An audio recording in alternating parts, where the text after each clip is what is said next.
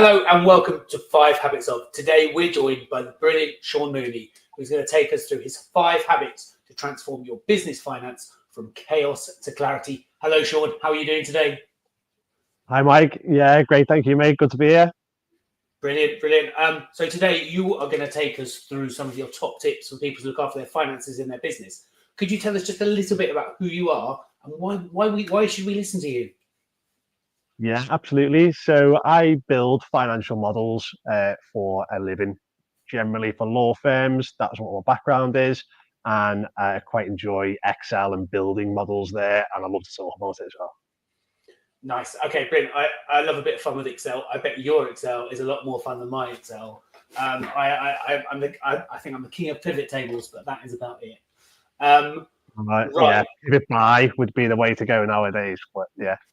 Yeah, just not had the need to do it yet. So I'm just like still running slightly smaller things. Okay, so let's get into it. Habit number 1. What is the first thing we should be thinking about to transform those finances from chaos to clarity? Yeah, so the first one for me is solid bookkeeping.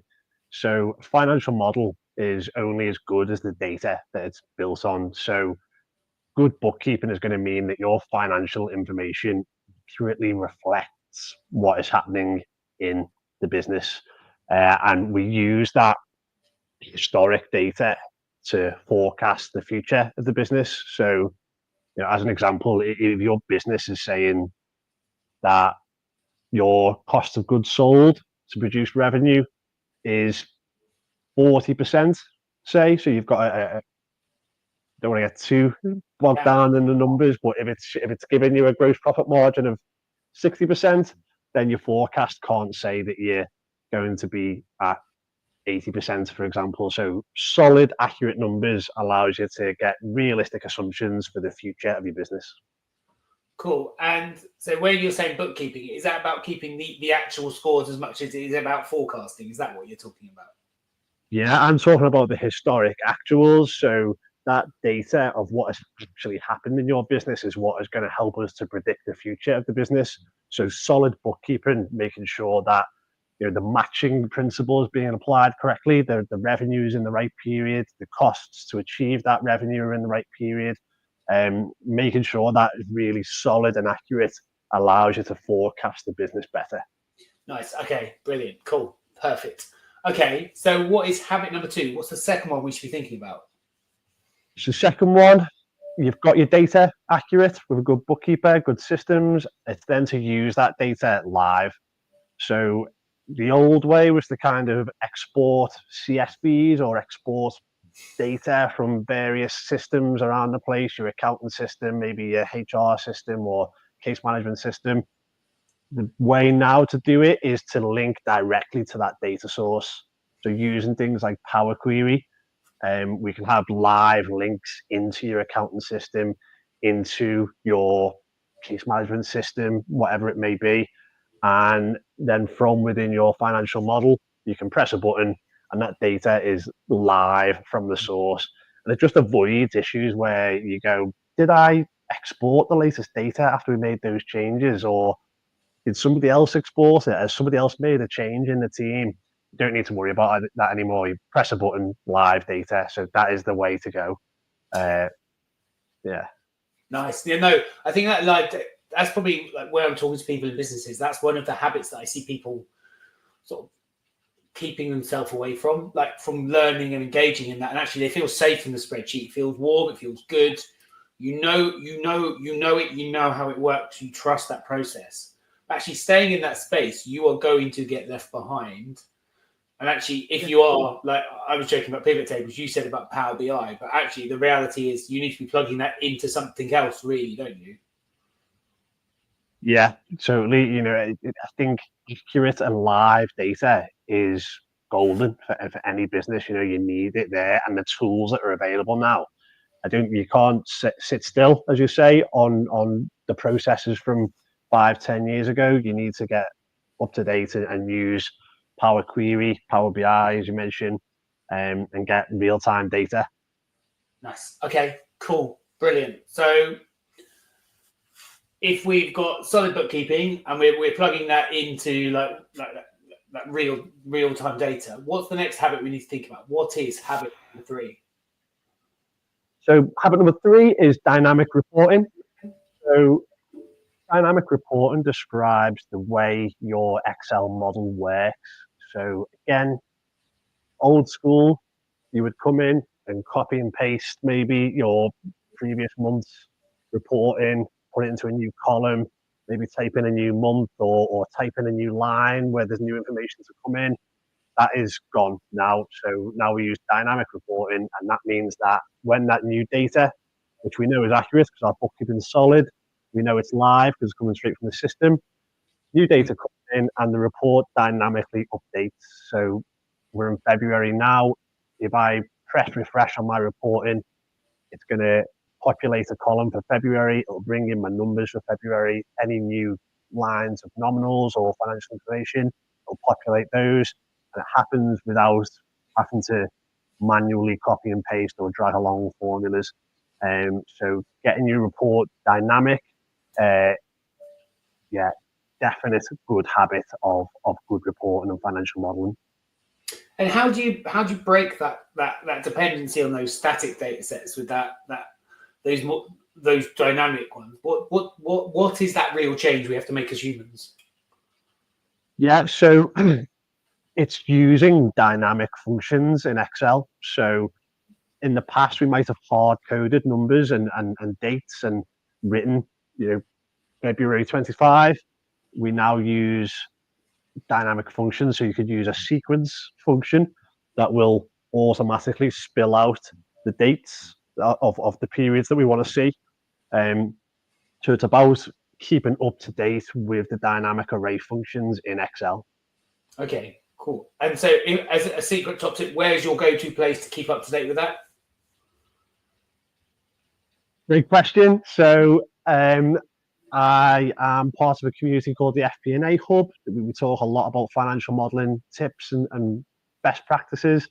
I follow a lot of experts on LinkedIn.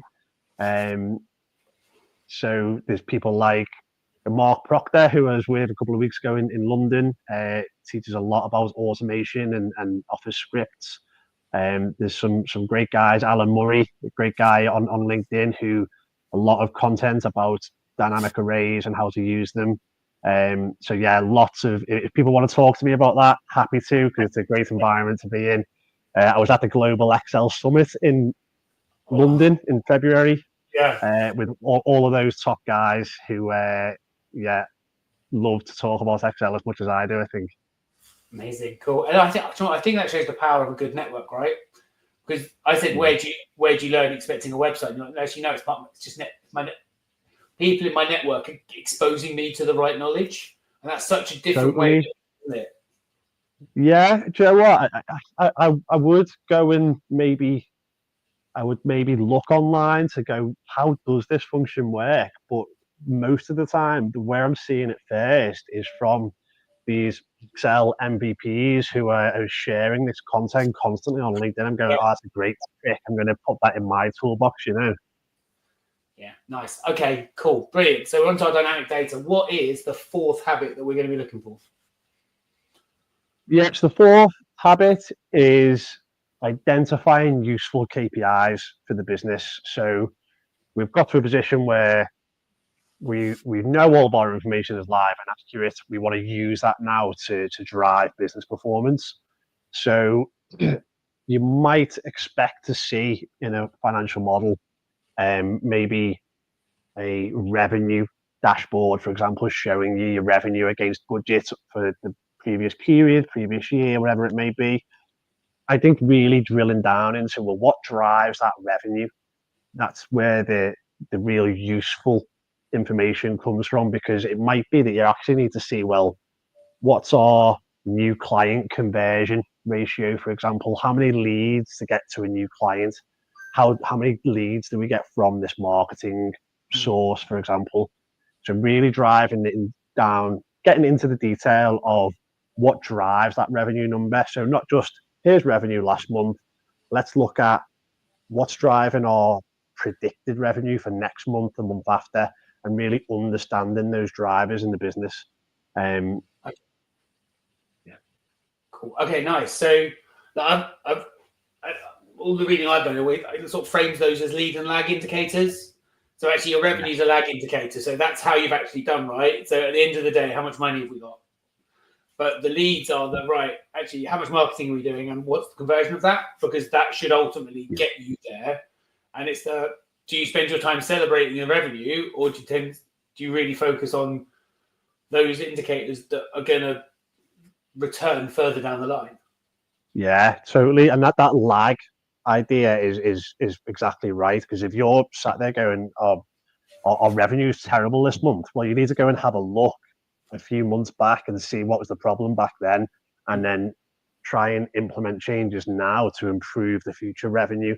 So that's where I think this habit of good KPIs don't just show the kind of vanity of here's our revenue, this is how good we are. Well, let's try and look at what are we doing now to influence that future. So the KPI being really, it really moves the needle of the business.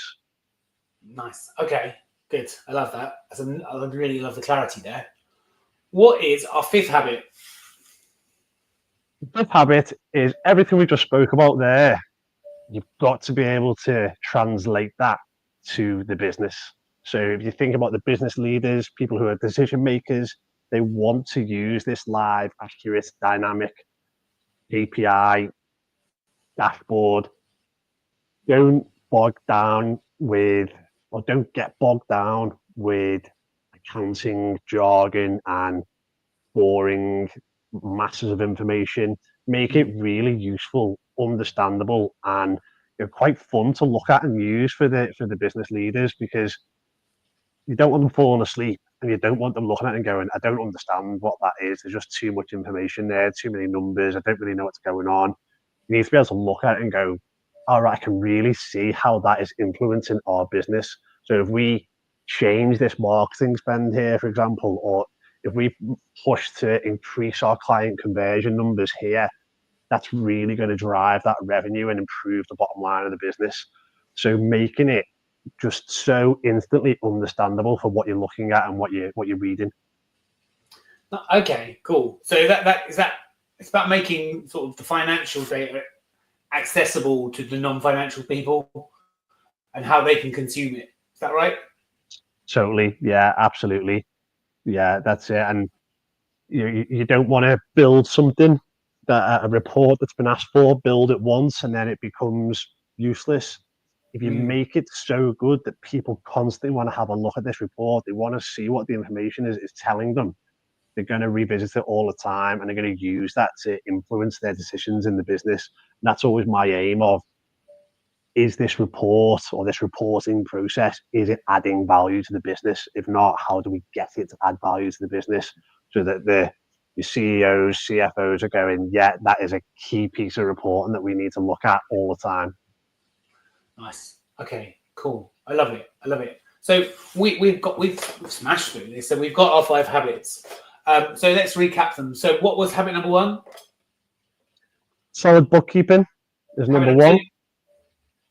Number 2 is using live data from your software and systems.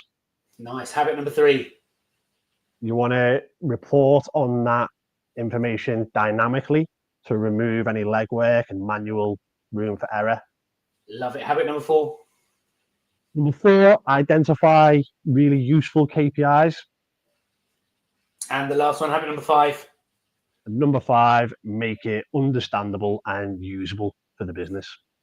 I love it. And they are all so interconnected, everything you've explained there, because as you've been talking, I've been thinking about where I've seen this process used at its worst, where people spend hours creating reports, like in the really hard cut and paste methodology, to then circulate to those people that are never going to look at it because it's not an engaging report. It's out of date by the time everyone's looked at it. It's taken you 2 weeks to do the first of the month report, but you don't look at it till the 3rd week of the year. And by the time everyone's actually shared an opinion on it, you're back in a new cycle. And 100%. Yeah, and looking at the right numbers, because if you're looking at the wrong numbers and it's taking up all your time, it's absolutely pointless exercise, isn't it? Yeah, 100%. And there are still the businesses that are kind of stuck in that routine. And I think my kind of job is to shout about the new way of doing things and kind of say, look, we can get a new model that gives you everything that we spoke about today. These 5 habits are sort of built into the process, and you'll get instant clarity on your business finances, be able to see them as they change. That's brilliant. That's brilliant. Right. Okay. So if people want to work with you, what are you working on at the moment, and how and where should they find you? Yeah, so I'm always building financial models, and I'll continue to be building financial models. If people want to talk to me about their model, or work with me on their systems and processes, they can find me on LinkedIn and have a chat. They can visit my website, and book a call in with me personally. And yeah, I genuinely do enjoy talking about people's budgets and Excel models. So please don't hesitate. Yeah, that's what I'll be doing. What about yourself, Mike? So I am March 21st. I'm launching a new productivity pod, and it's for people like we've been talking about today, the people that need to join their systems up. So a perfect thing to bring would be, I need to bring my financial modeling for the business to life and bring it up to speed. So for example, at the end of the 9 weeks, that is what you'd have.